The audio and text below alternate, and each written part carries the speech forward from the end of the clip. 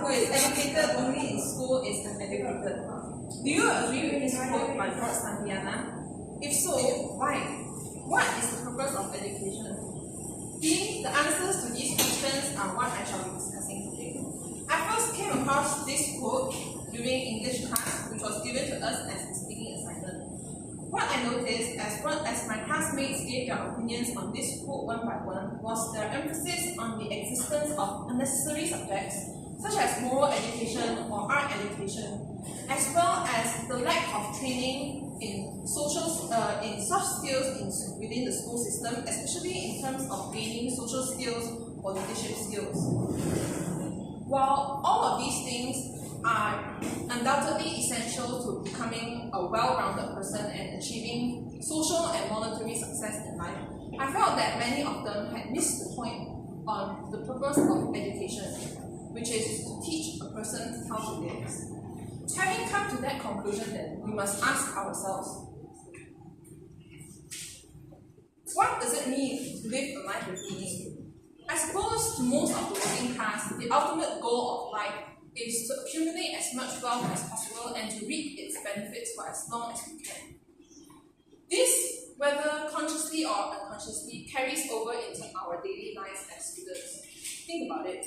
We study to achieve good grades, to gain admission into a good university in hopes of getting a good paying job and hopefully enjoying life. And in my opinion, for this sole purpose alone, the school system actually works reasonably well.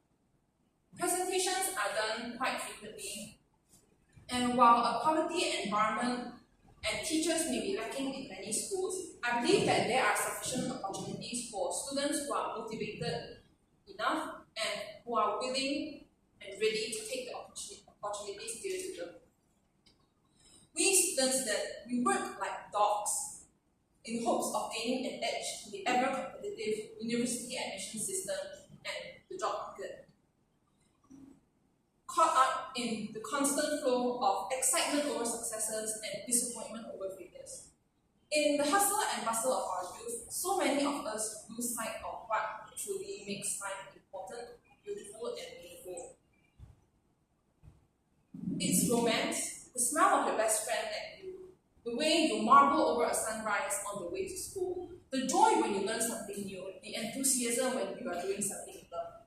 These small, precious moments, so easily and quickly forgotten, these are what make life truly beautiful and meaningful. For how could we live in a world void of all these warmth, in a world filled with only work, coldness, more work, and even more emptiness? Life is living, full of beauty and love and joy, and this is what should be reflected in our education system. How to appreciate beauty and goodness, and how to live a life with meaning. The executions in the teaching of moral education and art education may have its faults, but moral and art are truly worthy and noble pursuits that we as humans ought to have a strong grasp of. For it matters not how intelligent you are if you are unable to speak half a sentence without a line. It matters not how much money you have if you do not know how to love and are unable to form meaningful connection with other people. It does not, and how can one say that art is not important when so much of our time is spent consuming and admiring the artwork and creations made by other members of mankind? And this is why a child who is only educated in school can never be educated.